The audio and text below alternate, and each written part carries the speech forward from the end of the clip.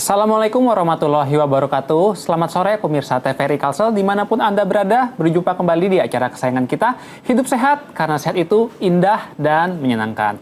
Masih bersama saya Dr. Jeffrey Albari Tribowo, spesialis andrologi, di mana kita selama 1 jam ke depan akan mendengarkan isu kesehatan yang menarik untuk kita dengarkan bersama-sama. Pemirsa sekalian, kira-kira kapan nih terakhir kali kalian mendonorkan darah? Jangan salah ya, sebetulnya kebutuhan donor darah itu sangat diperlukan, khususnya bagi pasien-pasien di rumah sakit. Gak ada salahnya loh kita meluangkan waktu ke PMI terdekat untuk mendonorkan darah. Nah, hari ini kita akan membahas lebih lanjut ya tentang masalah donor darah. Tema garis besarnya adalah 1 tetes kemanusiaan, donasikan darah, selamatkan nyawa. Tentunya hari ini saya tidak seorang diri ya, sudah hadir salah seorang narasumber yang kompeten di bidangnya. Beliau ini adalah senior saya, Dr. Aulia Ramadan Supit, M. Biomed, M. Fiskua. Selamat sore Dr. Aulia. Selamat sore, ya, Dr. Jeffrey. Saya enaknya panggil Dr. Aulia, Dr. Rama. Dr. Rama. Iya. Jadi Dr. Rama ini di sini sebagai Kepala UD PMI Banjarmasin dan anggota ID Kalsel ya, Dokter ya.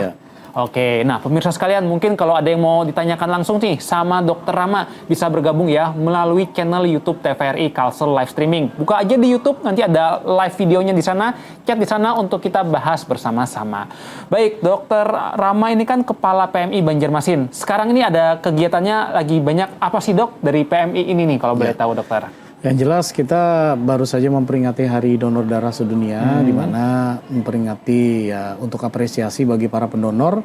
Jadi kemarin kita menyiapkan paket khusus untuk dalam 1 hari itu untuk bagi yang berdonor.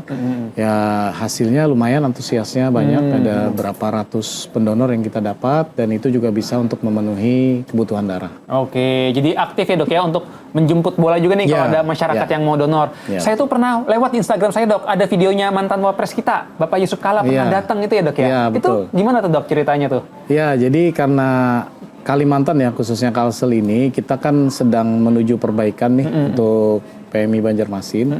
Menuju yang jelas nanti kita ada sertifikasi BPOM juga. Jadi Pak JK itu mendukung sekali, kemarin langsung mengunjungi lab kita, melihat ternyata untuk sekelas daerah, lab kita diapresiasi beliau lah.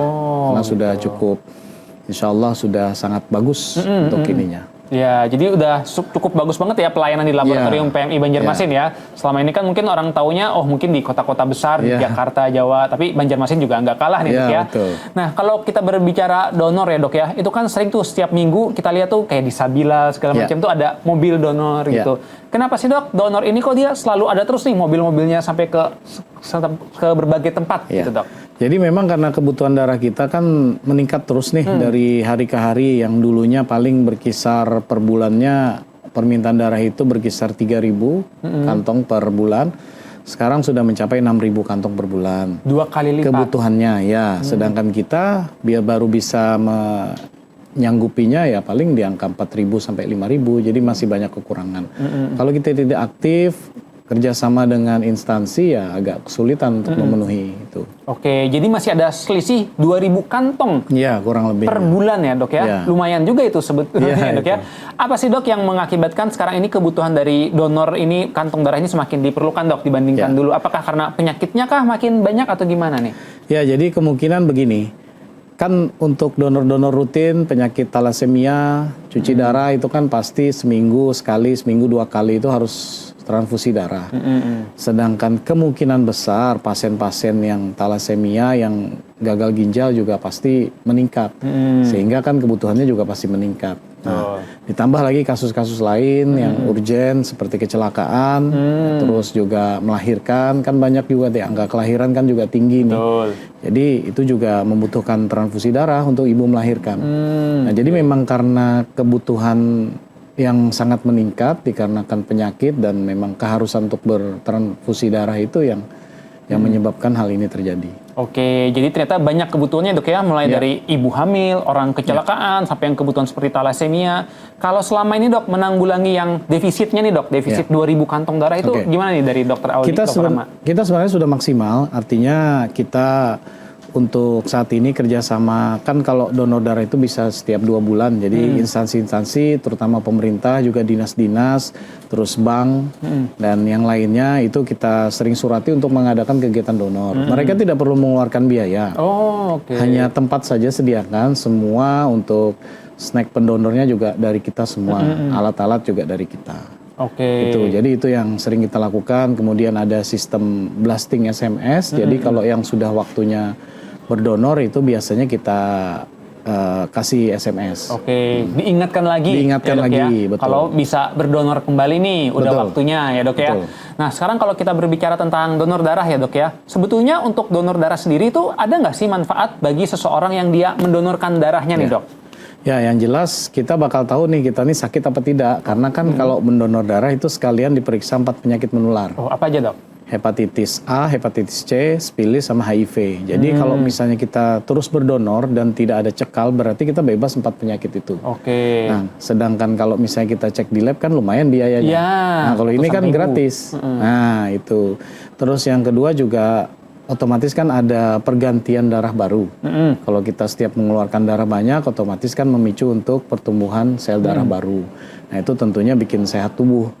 Nah, kemudian juga stabil lah. Yang jelas kan bisa mengurangi resiko penyakit jantung, hipertensi, itu. Oke, jadi manfaatnya banyak dok ya. Nah ini menarik nih, tadi bisa untuk screening penyakit. Ya. Cuman kadang orang malu dok, waduh nanti saya kalau mau donor darah, nanti ada masalah sakit, malah dibilangin nih ke orang banyak nih, nanti jadi obrolan nih orang-orang. Iya, Itu iya, gimana betul. dok? Apakah ada privasinya atau gimana? Tidak, tentu ada privasi. Gimana, Dok? Tidak, kita hanya akan menyurati yang bersangkutan apabila nanti reaktif hasilnya, itu akan kita surati dan itu sistemnya sifatnya rahasia. Jadi tentu saja tidak ada orang lain yang boleh tahu kecuali yang bersangkutan. Oke. Atau keluarga yang bersangkutan, misalnya suami istri, suaminya atau istrinya yang reaktif suatu penyakit, nanti kita panggil dua-duanya. Oke. Bahkan kita memfasilitasi untuk cek pasangannya. Dan itu gratis. Jadi kan istilahnya di sini kita membantu sekali. Iya. Gitu. Seberapa sering sih dok akhirnya dari donor ini ketahuan nih, oh ternyata ada penyakit hepatitis, sipilis, HIV? Ya. Ya, kalau untuk tingkat HIV terutama ya, kalau dari hasil yang kita ini terus terang kita cukup tercengang juga karena ternyata cukup banyak meningkat. Dalam 1 bulan tuh ada saja yang reaktif HIV itu. Sedangkan Baru tahu berarti. iya, kemungkinan. Sedangkan kalau yang sudah reaktif seperti itu kan di data kita, sistem kita sudah cekal. Artinya kalau dia datang lagi, itu tidak bisa mendonorkan darah. Kecuali nanti kita periksa ulang dengan metode yang sama ya. Ingat, metode pemeriksaan itu paling rendah itu metodenya rapid. Kemudian ada ELISA, ada CLIA, dan paling atasnya NAT. Perbedaannya 3 yang terbawah itu dengan metode antibody, tapi kalau sudah menggunakan NAT itu menggunakan DNA, sehingga waktu untuk terscreening penyakitnya itu lebih tepat. Kalau yang metode antibody mungkin 1 bulan baru terdeteksi dia. Oh, ada tapi waktu. kalau window periodnya. Nah, kemudian kalau yang dengan menggunakan DNA itu 2 minggu sudah di dalam tubuh itu sudah terdeteksi.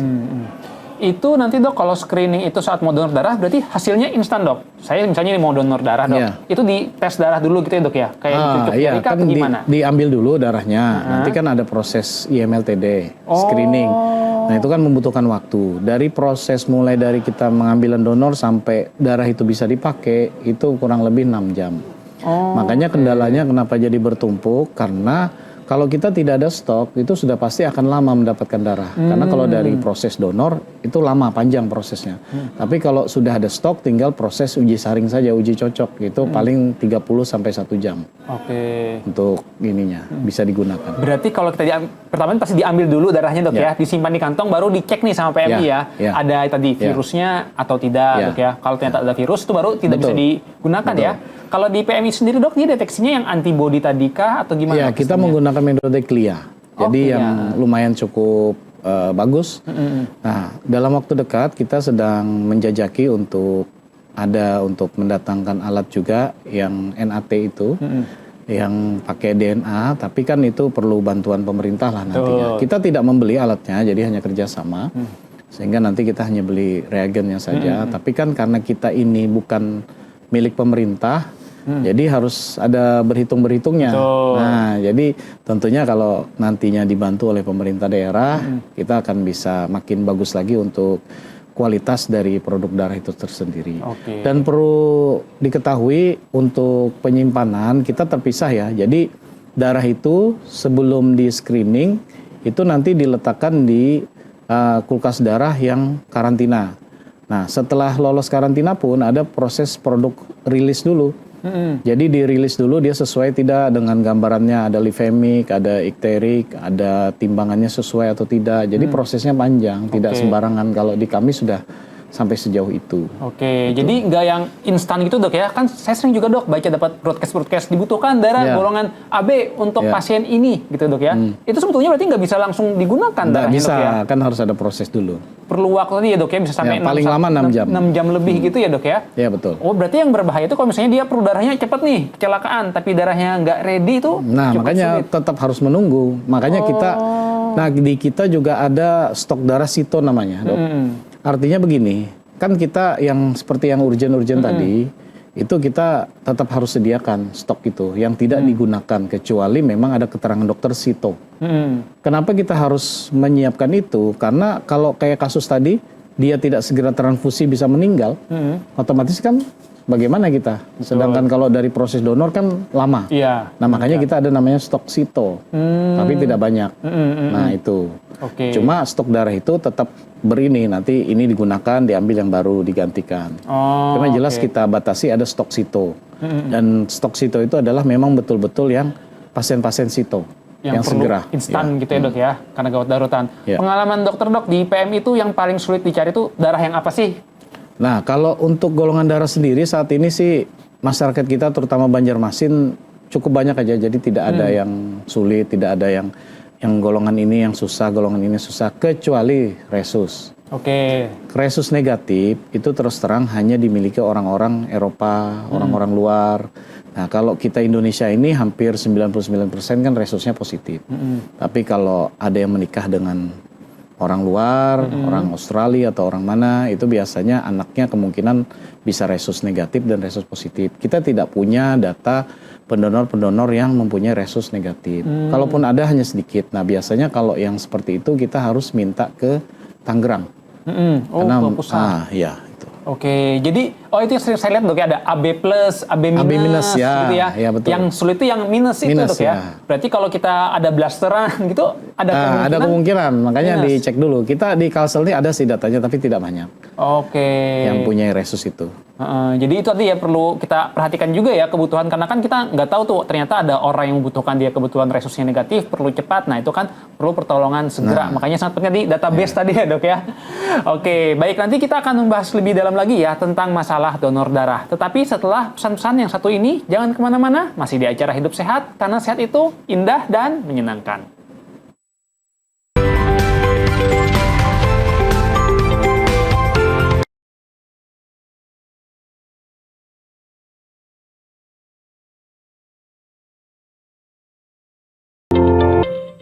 Masih di acara Hidup Sehat, karena sehat itu indah dan menyenangkan. Kita masih membahas tema mengenai satu tetes kemanusiaan, donasikan darah, selamatkan nyawa, bersama narasumber kita, Dr. Aulia Ramadan Supit. Nah, tadi sudah dijelaskan banyak ya tentang masalah donor darah. Sekarang pertanyaannya, kira-kira siapa aja sih yang bisa mendonorkan darah? Nah, itu apakah ada usia-usia tertentukah yang boleh donor darah? Apakah anak-anak boleh, apa enggak? Nah, itu seperti apa nih kira-kira, Dr. Rama? Ya, jadi syarat utama dulu yang pertama adalah sehat. Oke. Nah, soalnya mohon maaf nih, banyak pendonor datang mau donorkan darah, ternyata dia sudah pakai ring. Nah, itu kan jelas tidak mungkin. Ini kan darah ini, oke, mungkin niatnya baik. Ya, kita pernah sering menghadapi pendonor-pendonor yang seperti itu, tetap bersikeras untuk ini, karena katanya ini untuk kemanusiaan. Tapi kan harus, mohon maaf nih, sadar diri ya. Yang penting harus sehat dulu, terutama ya batasan umur juga 17 sampai 60 tahun maksimal. 60 tahun pun kalau dia sudah sering donor darah itu boleh, tapi kalau belum pernah itu juga jadi pertimbangan, biasanya tidak boleh. Nah, tidak hipertensi, jadi ada batasan 160 per 90 itu masih dalam batas asal dia terkontrol, itu masih bisa. Tapi biasanya kita inikan dulu, diturunkan dulu di bawah 160. kemudian HB-nya mulai dari 12,5 sampai 17. Kalau 17,1 pun atau 12,4 itu tetap tidak bisa. Walaupun cuma 0, sekian itu nanti berpengaruh di produk darah. Jadi darah itu tidak hanya yang langsung diberikan itu kita kasihkan ke pasien itu tidak. Kan itu ada diolah dulu. Kita bikin jadi sel darah merah, kita bikin jadi plasma, kita bikin jadi trombosit. Jadi tidak sembarangan. Oke. Nah, Kalau sakit demam-demam gitu gimana, Ya. Dok? Boleh nggak? ya tentunya tidak boleh. Kan Jangan ya. harus yang sehat. Karena kalau demam biasanya kan leukositnya meningkat dong. Betul. Sedangkan leukosit kan orang lagi sakit tentunya dia ditambah dengan leukosit yang berlebihan nanti akan memperparah penyakitnya. Makanya sekarang jenis produk darah ada yang leukodepleted. Artinya leukositnya disaring. Nah itu ada sudah produknya di kita. Jadi tergantung permintaan dari dokter yang merawat. Oke, jadi produk darah itu ada banyak, Dok ya? Kita Banyak. kan taunya kantong darah ya udah full gitu. Iya. Ada apa aja nih, Dok? Tadi dokter udah nyebutkan Iya. ya beberapa. Ya, packed red cell atau PRC itu sel darah merah saja. Kemudian ada plasma, ada trombosit, ada yang packed red cell yang leukodepleted, ada trombosit yang biasa sama yang apheresis. Kemudian kita ada cryoprecipitate, ada juga yang AHF. Nah, itu tergantung permintaan maunya yang mana. Nah, untuk pediatri pun sekarang kita menyediakan. Jadi kan kalau anak-anak terutama bayi tidak mungkin dong kita kasih yang sebanyak orang dewasa. Makanya kita ada kantong pediatri namanya. Entah untuk anak. yang cuma 50 cc, 20 cc itu sekarang sudah bisa. Kalau misalnya ada permintaan seperti itu kita tinggal buatkan. Dan pembuatan itu di kita sudah sangat steril. Jadi makanya saya juga mengajak seandainya ada yang mau berkunjung ke kita, itu untuk edukasi, saya mempersilahkan. Nanti kita lihat sama-sama bagaimana proses pembuatan darah itu. Boleh nih misalnya ada sekolah atau Boleh, apa gitu? boleh. Itu gimana, Dok, Siapapun. alurnya nih? Bersurat dulu ke kita, nanti akan kita jadwalkan, baru nanti kita ini. Oh, seru ya, bisa studi banding gitu Iya, ya. betul. Ngelihat prosedur segala macam Betul, donor darah. Kan betul. kita taunya cuman di depannya aja nih Ya, donor darah di segala dalamnya macam kan nggak tahu. Oh, oke. Nah, itu menarik ya kalau kita mau donor darah tuh bisa seperti itu ya. Nah, tadi dokter Rama juga ada menyebutkan tentang plasma ya, Dok ya. Plasma Ya. ini kan dulu sempat booming waktu Covid. Ya. Terus saya juga pernah lihat-lihat tuh katanya di dunia kosmetik plasma katanya bagus Betul. juga nih untuk pertumbuhan. Boleh dijelaskan nggak, Dok, tentang darah plasma ini? Ya, seperti jadi apa? kalau plasma itu kan kita tahu kayak zaman Covid dulu plasma konvalesen. Otomatis kan itu dipilih orang-orang yang memang titer antibody untuk Covid-nya itu lebih tinggi sehingga nanti bisa mampu melawan untuk penyakitnya itu. Dan waktu zaman Covid kita memang satu-satunya yang bisa memproduksi itu. Sekalimantan pada saat itu. Kemudian setelah berapa saat di Ulin juga mulai ada, kemudian di Balikpapan dan Samarinda juga ada. Tapi kita yang pencetus pertama kali. Dengan berbagai macam dramanya pada saat itu, Iya. akhirnya kita bisa banyak membantu lah pada saat itu. Memang kalau kegunaan plasma sendiri betul bisa untuk kecantikan juga. Apalagi kan itu sistemnya istilahnya autologus. Kalau untuk kecantikan artinya dari darah sendiri dibuatkan plasma dulu baru diinjeksikan atau cuma dioles-oles di mana itu juga bisa. Bahkan setahu saya ini untuk pengobatan yang terkena kanker atau apa dengan metode plasma dari darah sendiri itu juga mampu. Saya ngelihat sendiri sih ada di Bali itu paliatif seperti itu. Jadi dia yang punya itu dokter juga pernah di PMI juga. Saya ngelihat sendiri pada saat itu. Jadi dan ini terjadi pada istrinya sendiri. Jadi istrinya terkena agak parah lah, entah kayak busuk gitu di daerah tangannya. Kemudian setiap hari suaminya atau dokter itu dia ngambil darah istrinya dibuat olah plasma, dioles-oles seperti itu, ada disuntikan juga. Ternyata membaiknya cukup signifikan. Cuma memang kan kalau untuk secara langsung dan penelitiannya kan belum dilakukan. Mungkin kedepannya ya bisa dilakukan itu ya untuk penelitian-penelitian. Terutama di pendidikan kami nanti di biomed itu harusnya ada untuk yang penelitian plasma itu. Iya, menarik ya. Jadi plasma ini ternyata memiliki segudang manfaat ya, Dok. Iya, Asal banyak, digunakan banyak. dengan tepat tadi ya. Betul. Oke, cuman tadi ya nyarinya katanya agak susah ya, Dok ya. Harus ngumpulin banyak darah dulu ya katanya ya. Tidak. Jadi Ada nggak? plasma itu misalnya kita donor darah nih. Kan donor darah itu nanti bisa kita bikin menjadi 3 produk. 3 produk itu packed red cell, kemudian nanti diputar lagi, diolah lagi, dipisahkan menjadi trombosit dan plasma. Plasma ini sebenarnya sisa, tanda kutipnya limbah. Nah, tapi sebenarnya ini bisa dimanfaatkan. Nah, itu yang makanya kita bekukan namanya FFP, Fresh Frozen Plasma. Kenapa dibekukan? Itu supaya expirednya tahan sampai 1 tahun. Oke. Tapi kalau misalnya tidak dibekukan dengan minus 80 derajat, itu maka harus 1 kali 24 jam harus dimasukkan atau disuntik. Oke. Oh, rupanya udah langsung otomatis dok ya, kita donor darah tuh bisa dibagi Bisa, ya. juga ya. Nah, makanya saya ngajak kalau mau ngelihat proses pembuatannya, ayo. Iya, bisa ke PMI Banjarmasin ya dok ya. Sekarang yang lokasinya tuh di mana? Esparman Esparman, ya? ya Esparman. Dulu tuh kalau nggak salah kan pernah di belakang rumah sakit ini ya, kalau nggak salah ya. Iya betul. Cuma dulu itu kan tempatnya tidak representatif, sehingga sekarang di Esparman kita lebih aman lah. Nah sekarang nih dok, kalau untuk pemirsa sekalian, misalnya dia mau donor darah, alurnya tuh dia seperti apa sih dok? Kadang kan orang dia ada yang bingung nih, oh saya mau donor darah aja nih udah waktunya. Gimana sih alur kalau seseorang mau mendonorkan darahnya? Ya pertama datang ke gerai-gerai donor kita, baik di Esparman, yang di Esparman itu kita 24 jam dan tidak pernah tutup karena sistem shift. Nah kalau di tempat-tempat tertentu nanti tinggal dilihat di jadwal kita. Jadi tinggal datang saja, nanti ngisi formulir, kemudian nanti akan ada seleksi awal mulai dari HB, fisik, pemeriksaan fisik. Kalau dinyatakan bisa untuk berdonor, baru nanti dilakukan donor darah. Donor darah mungkin pengambilan darah sekitar 5-6 menit. Tapi setelah itu kan harus istirahat dulu, nanti ada kita kasih refreshment untuk dia istirahat dulu biar tidak langsung ya pingsan lah seperti itu. Jadi sangat mudah sebenarnya alurnya. Apalagi nanti kami dalam waktu dekat akan meluncurkan sistem terbaru. Sistem terbaru ini nanti masyarakat dengan mudah tinggal download aplikasinya, bisa merencanakan mau donor hari apa, tinggal daftar di situ. Jadi nanti tidak perlu ngisi-ngisi lagi, tinggal print aja dan tanda tangan inform consent. Dan untuk ngelihat stok darah pun bisa dari aplikasi online. Dan itu tidak hanya bisa ngelihat stok yang ada di Banjarmasin. Yang menggunakan itu misalnya mau ngecek di Kabupaten Tangerang, di Jayapura, itu bisa. Oh, terkoneksi. Terkoneksi, ya, dan real time. Jadi stok darahnya itu real time nantinya. Jadi akan lebih mudah. Insya Allah nanti kami bulan Agustus akan launching. Nanti saya undang TPRI. Siap. Nah, ini nanti TPRI siap meliput nih dok ya. Ada inovasi terbaru dari PMI.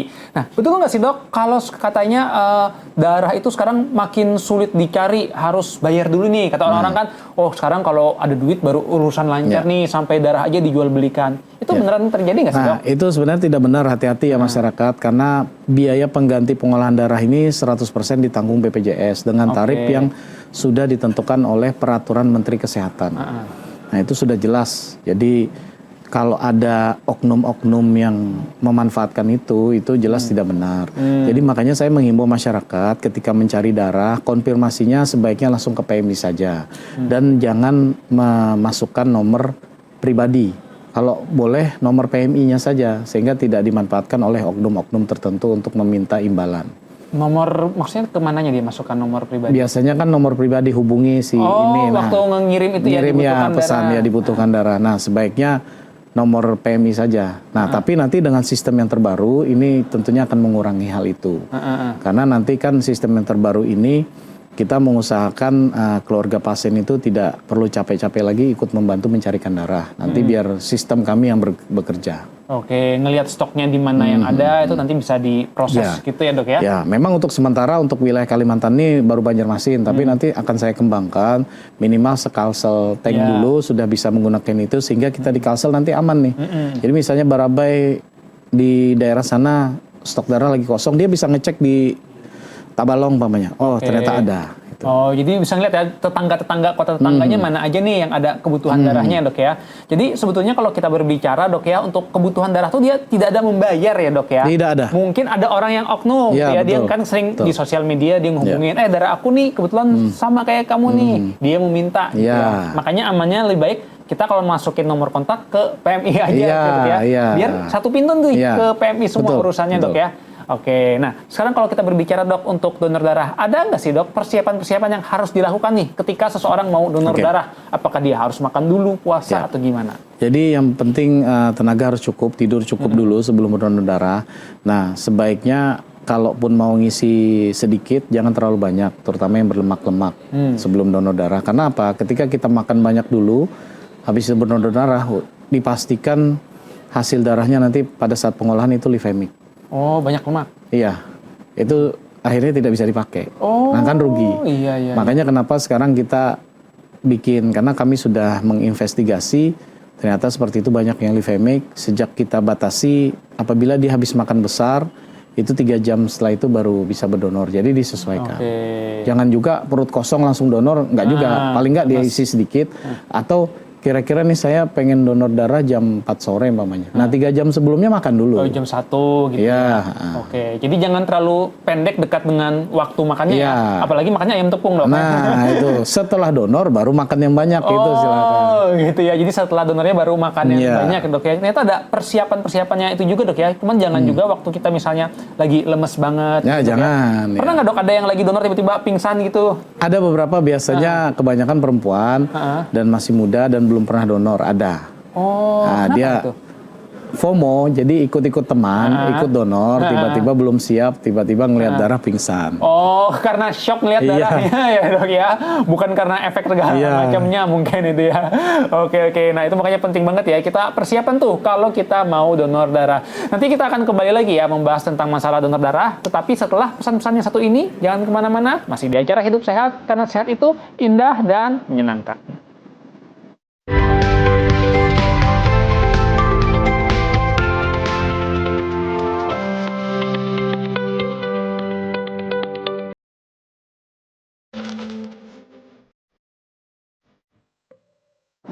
Masih di acara Hidup Sehat, karena sehat itu indah dan menyenangkan. Kita masih membahas tema mengenai donor darah ya, dengan narasumber kita, Dr. Aulia Ramadan Sumpit, M. Biomed. Nah, tadi kita udah bahas tentang donor darah tuh, banyak hal ya. Pertanyaannya sekarang nih, boleh nggak sih ada orang yang minum obat-obatan tertentu untuk mendonorkan darah? Karena kan mungkin ada beberapa orang yang minum obat gula, obat mungkin radang, segala macam. Nah, itu kira-kira seperti apa, Dr. Rama? Ya, tentunya ada batasan waktu. Jadi kalau misalnya dia hipertensi, baru saja minum obat itu tidak boleh berdonor. Mungkin dijeda dulu beberapa saat. Ada juga yang dia lagi sakit minum antibiotik, nah tentunya itu harus paling tidak 2 minggu setelah sembuh dulu. Karena kan itu tentunya berpengaruh nanti di kualitas darah. Jadi masyarakat harus paham ya kenapa ada aturan seperti itu. Itu bukan kita yang membuat, tapi berdasarkan peraturan Menteri Kesehatan nomor 15 tahun 91. Nah itu jadi memang seperti itu syaratnya, karena nanti di kualitas darahnya bisa tidak dipakai atau dipakai tapi nantinya akan berefek ke pasiennya. Nah terus orang-orang diabetes itu masih boleh berdonor apabila dia belum menggunakan insulin. Tapi kalau dia sudah rutin menggunakan insulin itu sudah tidak boleh mendonorkan darah. Oke, jadi selama tidak suntik insulin ya dok ya, itu masih boleh ya. Nah, taunya darah itu bagus atau enggak itu biasanya dilihat dok ya di laboratorium. Ya setelah gitu ya? pengolahan itu, makanya nanti kita setiap laporan itu kan ada yang lipemik, ikterik dan segala macam. Itu kita lihat ada yang lisis. Nah kemungkinan lisis itu kan ada mengisi ini kan inform consent, ada macam-macam banyak tuh pertanyaan. Nah itu kalau diisinya tidak jujur, tentunya yang dirugikan sebenarnya kita dan juga keluar. Pasien ya. Tentunya kan ya seperti diketahui PMI ini bukan milik pemerintah, sehingga kita hidupnya ya dari biaya pengganti yang dari BPJS. Sedangkan BPJS juga pembayarannya kadang telat. Nah bantuan pemerintah apakah ada? Untuk saat ini memang belum, tapi mudah-mudahan nanti akan ada seperti itu. Iya, makanya sangat penting ya dok ya, kalau screen tuh jangan ngebohongin gitu dok ya. Karena nanti udah keluar segala macam, PMI udah berkorban pakai bag segala macam, nggak bisa dipakai kan, sayang aja gitu ya. Nah baik, selanjutnya nih dok, kita akan masuk ke segmen mitos atau fakta, di mana di sini dari tim kreatif Hidup Sehat sudah ada membuat 5 poin pernyataan. Nanti kita akan bacakan bersama-sama, kemudian Dr. Rama akan bilang ini mitos atau fakta dan bagaimana penjelasan di baliknya. Oke, sekarang kita ke poin pernyataan yang pertama terlebih dahulu nih ya. Mitos atau fakta. Nah ini dok, orang bertato tidak boleh untuk donor darah dok. Ini banyak kedengaran nih dok, di sosial media juga katanya, oh nggak boleh kalau bertato. Mitos atau fakta? Itu mitos. Mitos. Orang yang bertato itu masih boleh mendonorkan darah apabila sudah lama bertatonya. Tapi kalau baru saja bertato itu jaraknya 1 tahun. 1 tahun. Baru boleh berdonor. Nah, dia donor kan tidak masalah. Nanti kan tetap di screening. Kalau ternyata ada penyakit, ya tentunya dia masuk daftar cekal. Berikutnya kan tidak. Tapi memang kenapa kita jangka waktu 1 tahun setelah dia baru bertato? Karena kan kita mau lihat dulu efeknya setelah bertato. Kan kita tidak tahu jarum tatonya yang digunakan apakah steril atau tidak. Nah di situ itu kan sumber penularan penyakit juga. Nah Jadi sekali lagi itu mitos. Mitos ya, cuman nunggu dulu 1 tahun dok ya. 1 tahun. Kalau bertatonya di tempat ambil darahnya itu ngasih apa dok? Saya bilang Itu tetap tidak jadi masalah. Tidak jadi masalah. Yang penting ya 1 tahun itu. 1 tahun tadi ya, prinsipnya tunggu 1 tahun. Jadi mitos ya yang bilang orang bertato tuh nggak boleh donor darah selamanya. Karena ternyata faktanya masih bisa loh donor darah. Sekarang kita lanjut lagi ya ke poin pernyataan yang kedua nih. Mitos atau fakta? Nah ini dok, sering donor darah bikin nafsu makan jadi naik dok. Ya. Ini mitos atau fakta? Sebenarnya mitos. Mitos. Jadi lebih ke psikologis ya. Memang setelah berdonor darah itu kan kita membutuhkan asupan kalori, zat besi. Nah tentunya mungkin dari hal-hal itu yang membuat rasa lapar. Tapi kan sebenarnya bukan karena donor darahnya. Tidak juga. Jadi tinggal bagaimana manajemen kita untuk menyikapi itu. Banyak kok orang yang, kan nih ada yang bilang begini nih sebenarnya. Sering donor darah takut nanti tambah gemuk. Betul. Nah, sebenarnya itu ya mitos. Karena banyak juga kok orang yang dengan berat badannya stabil dia sering donor. Nah, banyak. Jadi sekali lagi itu juga mitos. Oke, jadi nggak bener ya donor darah tuh malah bikin jadi gemuk. Mungkin ya psikisnya aja ya. Dok, ya. Orang ngerasa kayak aduh pengen makan banyak nih. Padahal sebetulnya nggak wajib juga makan harus banyak banget juga. Kayak tetap perlu dikontrol juga untuk kebutuhan kalori kita. Betul. Jadi mitos ya kalau donor darah tuh bikin kita semakin gemuk dan nafsu makannya naik ya. Baik, sekarang kita lanjut lagi ya ke poin yang mitos fakta selanjutnya. Oke, yang nomor 3, mitos atau fakta, darah hasil donor berisiko menularkan penyakit. Nah, ini seperti apa dok? Ya, seperti yang kita bahas di awal, kan ada namanya screening darah dulu. Jadi, apabila darah yang sudah keluar dari PMI, terutama di tempat kami Banjarmasin, itu sudah dipastikan darahnya sehat. Oke. Jadi tentunya sangat jarang sekali sekarang itu menularkan penyakit. Karena sudah kita screening. Bagaimana dengan yang reaktif? Itu tentunya kan kita pisahkan, kita musnahkan, tidak dipakai.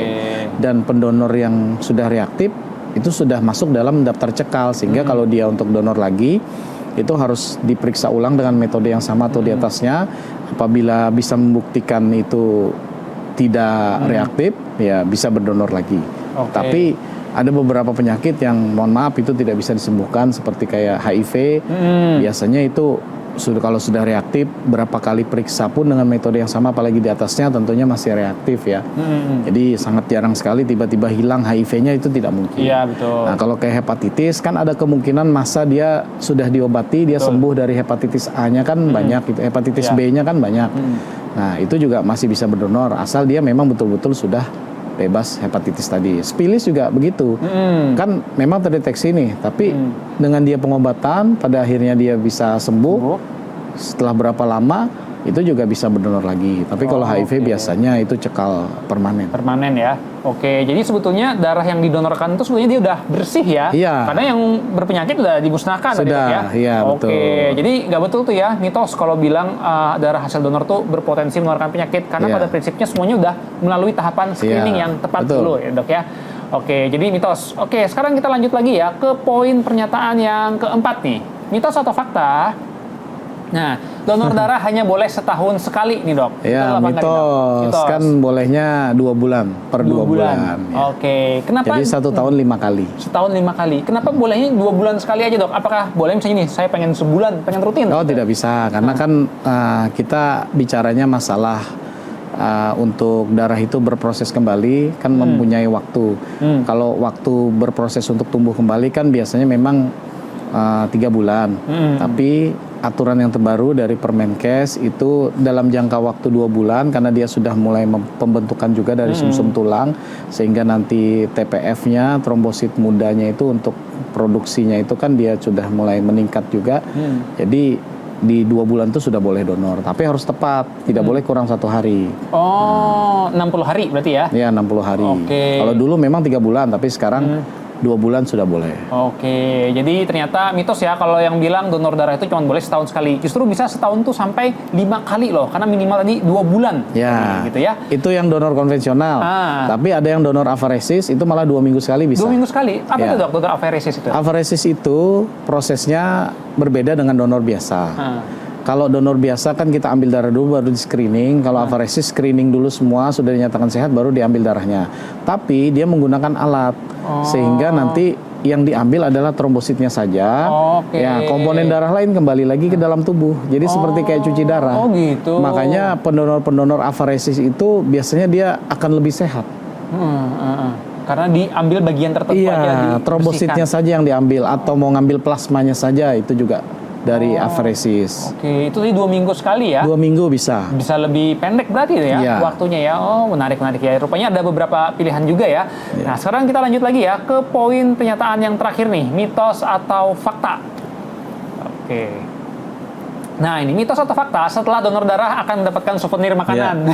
Ya, memang itu fakta sih ya. Oh, fakta. Tapi fakta. bukan ini ya, ini kayak bukan seperti bayaran gitu, tidak. Karena memang kita hanya menyediakan supaya paling tidak apa yang sudah diambil itu ada asupan baliknya. Betul. Biasanya ada momen-momen tertentu itu dikasih tambahan misalnya bubur kacang hijau atau telur biasanya. Cuma memang sekarang jarang karena kita tidak bisa memprediksi pendonor itu berapa banyak sehingga biasanya nanti malah telurnya itu yang sudah kita rebus malah basi. Iya, nggak kemakan. Sehingga biasanya kita kasih snack makan ringan. Oke, ya. Jadi ternyata fakta loh, kita setelah donor darah itu bisa dapat makanan, dok ya. Ada, apalagi kalau waktu event-event biasanya dok ya, itu biasanya kan ada pemberian souvenir segala macam. Jadi nggak ada masalah tuh kalau misalnya kita mau donor darah, biasanya akan ada timbal balik. Justru kita tidak ada keluar uang justru ya, untuk selama prosesnya ini ya. Nah itu tadi tentang mitos fakta terkait donor darah. Nah selanjutnya ya, kita akan membahas lagi nih tentang masalah donor darah. Biasanya nih dok, kalau di Kalimantan Selatan, khususnya Banjarmasin, kapan sih dok periode yang biasanya demand-nya tuh paling banyak dok untuk donor darah ini? Dari sepanjang tahun ini, adakah mungkin bulan-bulan tertentu yang banyak membutuhkan nih? Kalau yang banyak donornya itu merata aja dalam 1 tahun. Tapi kalau penurunan pendonor itu ada dalam 1 tahun, terutama di bulan puasa. Itu sudah pasti minat pendonor turun jauh. Karena kegiatan di instansi juga tidak ada, ya kan? Karena berpuasa. Padahal sebenarnya ketika kita berpuasa tetap donor darah itu juga menyehatkan sebenarnya. Nah itu. Jadi kalau misalnya mana yang lebih banyak dalam 1 tahun ini merata aja. Tapi kalau misalnya yang kurang langsung drastis turunnya ya di bulan puasa. Padahal sebetulnya boleh dok ya orang berpuasa untuk donor darah? Boleh. Itu ada fatwa MUI-nya bahwa itu kan mengeluarkan, tidak memasukkan. Oke, secara kesehatan dok? Bagus juga. Bagus juga dok ya? Nggak bikin takutnya kan orang, waduh saya ini udah puasa nih, nggak makan, nggak minum, nanti malah lemes. Seharusnya gitu. Tidak, karena itu sudah beberapa kali dalam beberapa tahun dibahas, artinya justru waktu yang tepat pada saat puasa itu berdonor adalah justru di pagi hari karena tenaga masih terkumpul. Tapi kadang-kadang orang mau menjelang berbuka baru. Nah itu yang agak beresiko. Karena kan sudah 1 harian puasa nih. Energi sudah menurun. Ketika kita diambil darah dengan cukup lumayan kan 350 cc sampai 450, itu otomatis nanti menambah beban. Nah dia maksudnya mungkin menjelang berbuka kan enak biar nggak terlalu lemas. Padahal itu salah. Tapi kalau kita ambilnya di pagi hari, itu justru nanti lebih agak stabil kan sampai nanti di sore hari. Karena baru habis sahur gitu ya. Berarti sangat penting nih ya buat warga Kalimantan Selatan nih. Kalau misalnya kalian mau berdonor bantu orang banyak tuh, terutama di waktu bulan puasa ya dok ya. Di saat orang-orang mungkin jarang tuh melakukan donor darah. Karena tadi manfaatnya sangat baik dan nambah pahala juga gitu ya dok ya. Nah sekarang dok kalau kita berbicara dok ya, ada kondisi-kondisi lain juga nih. Misalnya orang yang dia habis operasi atau mungkin dia ada kondisi-kondisi tertentu, ada nggak sih dok kondisi-kondisi lain yang membuat seseorang itu tidak boleh donor darah selain dia sedang bertato dalam 1 tahun, kemudian juga insulin, apa aja nih dok yang mungkin yang harus jadi waspada nih Hadi? Ya karena dari awal kan kita tahu orang donor darah nih syarat yang paling utama adalah sehat. Jadi kalau sedang sakit ya disembuhkan dulu. Kalau misalnya habis operasi apa dulu nih? Ada operasi tertentu yang dia mengharuskan tidak boleh berdonor selama 2 tahun. Nah bagaimana orang-orang yang kanker, kan mungkin ada yang sembuh gitu ya, dia berdonor kembali. Nah itu dilihat lagi nanti. Nah itu kan sekarang gini, yang kita takutkan adalah nanti efeknya ke pasien, ke pasien yang menerima, sehingga nanti hal-hal yang seperti itu biasanya kita screeningnya agak ketat. Kalau memang masih beresiko ini bisa kembali, ya sulit. Nah penderita kanker yang memang sudah sembuh, memang sebenarnya boleh, benar-benar sembuh ya. Betul, sembuh. Tapi biasanya yang dia benar-benar sembuh itu nanti dia kalahnya nanti di screening HB-nya. Ternyata HB-nya nggak sampai 12. Kan pasca kanker masalahnya. Iya, betul. Nah, atau misalnya tensinya terlalu tinggi atau terlalu rendah. Iya. Nah, itu juga tidak bisa. Oke. Jadi kadang-kadang di situnya lagi yang membuat dia tidak bisa berdonor. Oke. Nah, sama seperti penyakit jantung tadi ya. Dia sudah pernah pasang ring. Kan jelas tidak mungkin untuk berdonor. Dia saja untuk kebutuhan dia sendiri saja sulit gitu kan. Nah, ini bukan hanya beresiko ke pendonornya, tapi ke pasiennya. Kecuali kalau memang dia mau plebotomi. Tapi kan kalau plebotomi itu ada biaya, karena itu kan tidak dipakai untuk pasien. Gitu. Oke, jadi prinsipnya semua tuh harus sesuai dengan kebutuhan juga ya dok ya. Nggak bisa kita memaksakan diri nih. Ternyata kalau dari fisik kita tidak cukup untuk donor darah, sebaiknya jangan dipaksakan. Jangan dulu. Ya dok ya. Oke ya, baik itu tadi ya pembahasan tentang masalah donor darah. Nanti kita akan kembali lagi tuh membahas lebih dalam tentang masalah ini. Tetapi setelah pesan-pesan yang satu ini, jangan kemana-mana, masih di acara Hidup Sehat, karena sehat itu indah dan menyenangkan.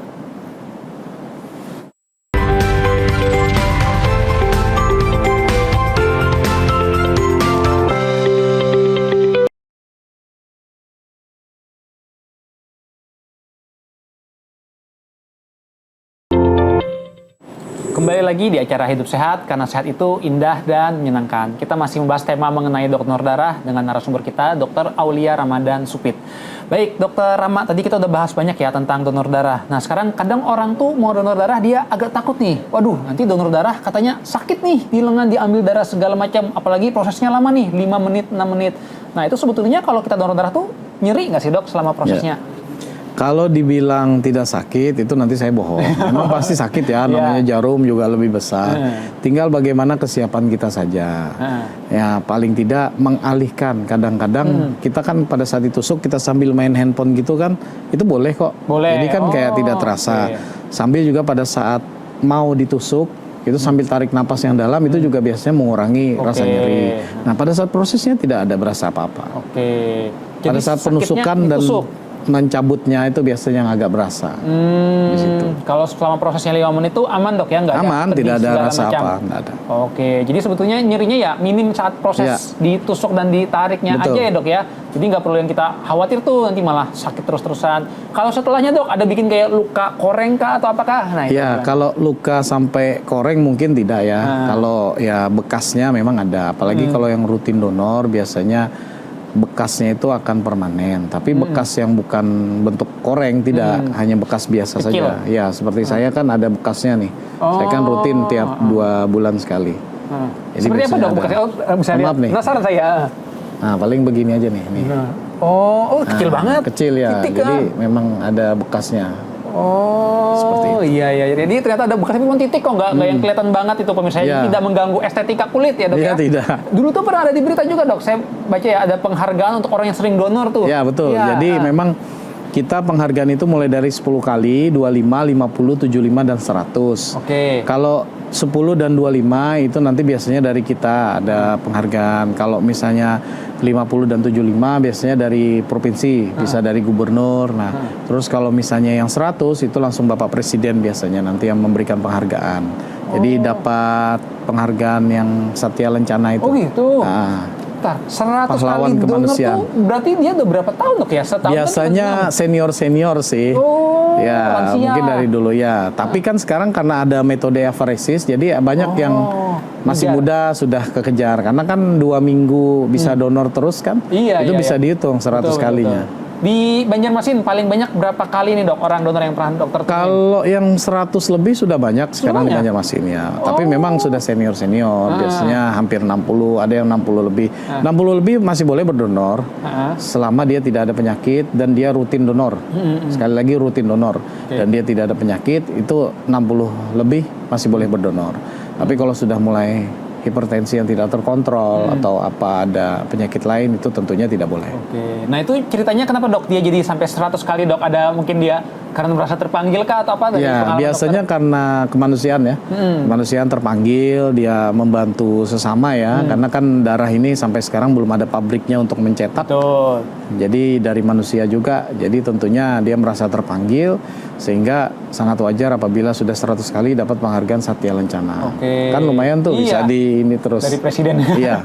Oke, dan dia sehat-sehat aja dok ya selama sudah Sehat, 100 kali nggak alhamdulillah. ada kan? Jadi misalnya sering donor darah dia jadi lemes atau Tidak, sakit. tidak. Bahkan tambah sehat biasanya. Tambah sehat aja ya. Oke, jadi sebetulnya aman loh donor asal sesuai dengan waktunya dan Ya. indikasinya dan kita sehat ya nggak ada masalah sebetulnya ya pemirsa untuk kita donor ya. Jadi donor itu juga nggak bikin darah kita jadi habis ya kan? Kadang Tidak. orang, oh kalau saya sering donor darahnya habis nanti. Enggak ya Tidak, dok ya? tidak. Kan ada produksi terus ya sampai kita meninggal.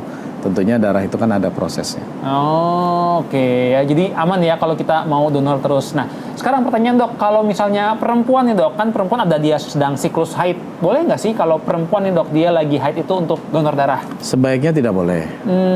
Selesaikan dulu dia masa haidnya, 1 minggu setelah itu baru. Karena kan nanti begini, dia memang istilahnya kalau orang awam bilang itu mengeluarkan darah kotor, tapi kan tetap juga mengeluarkan sesuatu. Kalau ditambah dengan dia berdonor lagi, nanti tentunya akan ada efek yang kurang bagus. Jadi kalau lagi haid itu kita biasanya tidak memperbolehkan untuk donor darah. Biasanya 1 minggu setelah haid baru boleh. 1 minggu setelah haid dulu ya Ya, dok ya, ya. baru boleh untuk donor. Kalau orang yang lagi vaksin nih dok, kan sering dong misalnya dia lagi vaksin segala macam Iya. penyakit, itu gimana dok? Tidak boleh, ada jangka waktu dulu. Ada 1 bulan, 3 bulan, sampai 6 bulan tergantung vaksinnya. Oh, oke. Jadi kita harus cek juga ya tergantung dari vaksinnya nanti setelah berapa bulan baru bisa untuk donor lagi Iya, betul. ya dok ya. Nah itu harus diperhatikan tuh syarat-syarat untuk mendonor dok ya. Kalau pada anak-anak SMA berarti sebetulnya nggak boleh juga dok ya karena usianya Kalau minimal 17 dia, tahun. iya biasanya 17 itu kan kelas 3 SMA. Itu sudah boleh. Oh, jadi kalau kelas 3 SMA udah boleh untuk ya, donor asal darah sudah dok ya? 17 tahun tadi. Oke, selama menginjakkan usia 17 tahun lebih bagus. Nah ini dok, pertanyaan selanjutnya nih dok. Betul atau nggak sih dok, kalau kita menerima darah itu lebih bagus kalau dari keluarga terdekat? Karena Ya. katanya tuh lebih aman segala macam dibandingkan kita orang asing. Itu seperti apa dok? Itu sebenarnya kalau zaman dulu mungkin orang karena tidak paham ya. Padahal keluarga sendiri pun belum tentu loh darahnya sehat setelah di screening. Sebenarnya sama saja, yang penting hasil screeningnya tidak ada penyakit. Ini mohon maaf nih ya, kami sering tuh menemukan donor DP, kita istilahnya DP, donor pengganti Ya. dari keluarga. Ternyata apa? Hepatitis. Oh, Nggak bisa dipakai juga. Akhirnya dari kita juga yang mencarikan seperti itu. Jadi belum jaminan juga dok ya? Tidak untuk jaminan. Keluarga gitu segala macam Betul. tuh pasti akan lebih bersih. Tetap prinsipnya dicek dia dari bagaimana apakah ada penyakit atau Ya, enggak, betul. ya, dok ya. Nah kalau untuk pola hidup sendiri dok mempengaruhi nggak dok ke kualitas darah yang didonor tuh? Apakah orang yang dia ngerokok segala macam Ya. itu dia kualitas darahnya lebih jelek atau gimana dari dokter yang ngelihat langsung Iya, nih? pola hidup tentu ada pengaruhnya. Seperti Jadi apa dok? ya walaupun sedikit itu tetap berpengaruh. Misalnya orang yang sering, mohon maaf nih, minum minuman itu kadang-kadang juga ternyata pada saat di screening ternyata hepatitis, atau sebelum mencapai ke situ nanti biasanya darahnya bisa lipemik, bisa lisis, bisa juga ada apa gitu. Nah itu sih, jadi sebaiknya memang ya betul-betul orang yang dengan pola hidup sehat lah, insya Allah itu kualitas darahnya pasti bagus nanti. Oke, nah kalau tips-tipsnya nih dok, kalau kita pengen menjaga supaya kualitas darah kita tetap sehat, jadi kalau donor tuh kepake, apa aja nih dok? Mungkin Tidur yang pertanyaannya. cukup, makan yang teratur, tidak banyak lemak, dan olahraga. Oke, jadi tidur, makan, dan olahraga itu ya dok ya. Iya. Yang paling penting tuh kalau kita mau ngejaga kesehatan saat Iya. kita mendonor ya. Karena tadi sayang aja kalau kita donor malah nggak Nggak dipakai, ya itu sayang. Oh, oke. Jadi kelihatannya dok ya kalau orang yang udah ngerokok segala macam itu nanti hasilnya Ya. malah nggak optimal. Ya, gitu, biasanya dok, ya? tidak optimal. Tapi banyak juga yang merokok juga hasilnya masih bagus. Ya tidak jadi masalah. Yang penting kan prinsip kita kalau dia lulus screening dan itu dinyatakan sehat, tidak masalah, bisa digunakan untuk pasien. Oke, jadi prinsipnya tetap nanti harus melalui screening kesehatan ya dok ya. Ya.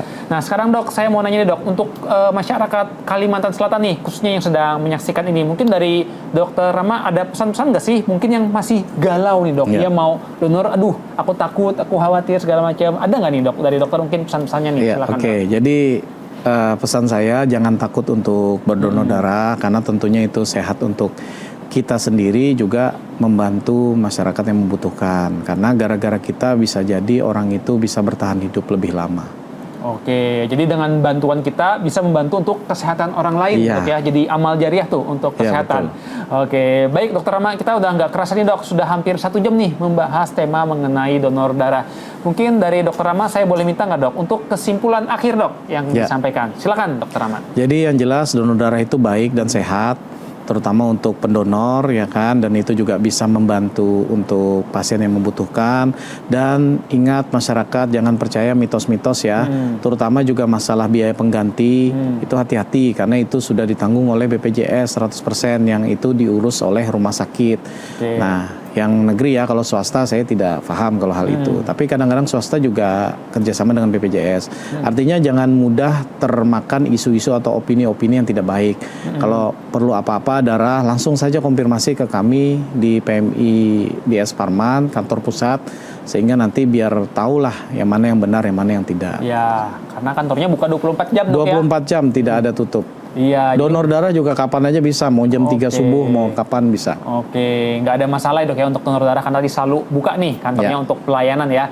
Baik, itu aja mungkin ya. Terima kasih banyak Dokter Rama Sama-sama. sudah bersedia hadir ya ke studio TVRI Kalsel. Senang banget kita hari ini dapat banyak ilmu baru tuh tentang masalah donor darah. Mungkin itu saja ya. Saya dan segenap kru yang bertugas pamit undur diri. Salah hilapnya mohon maaf. Wabillahi taufik wal hidayah. Wassalamualaikum warahmatullahi wabarakatuh.